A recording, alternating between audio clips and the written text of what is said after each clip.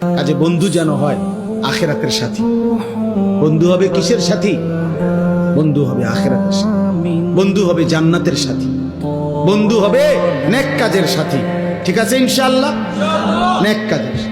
আল্লাহ কোরআনে বলছে, ওই যে আয়াত, ওই আয়াতে আল্লাহ বলছে নেক কাজের বন্ধুরা আমি আল্লাহ তাদেরকে ডাক দেব হাসরের ময়দানে, ইয়া ইবাদি, হে আমার বন্ধুগণ, বান্দাগণ, লা খাউফুন আলাইকুমুল ইয়াওমা ওয়ালা আনতুম তাহজানুন, আজকে তোমাদের কোনো ভয়ও নাই, চিন্তাও নাই।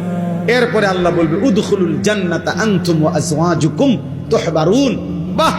আল্লাহ বলবে তোমরা যারা নেক কাজের বন্ধু ছিলা, তোমরা বন্ধুরা একে অপরকে হাত ধরাধরি করে গলাগলি করে আমার জান্নাতে ঢোকো।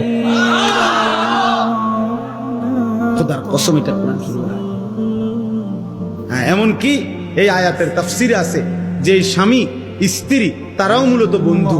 যদি তারা একজন আরেকজনকে নেক কাজের সহযোগিতা করত, স্বামী স্ত্রীকে নামাজের জন্য উঠাইছে, স্ত্রী স্বামীকে নামাজের জন্য উঠাইছে, স্বামী স্ত্রীকে নেক কাজের দিকে ডাকছে, স্ত্রী স্বামীকে নেক কাজের দিকে ডাকছে, এরাও বন্ধু।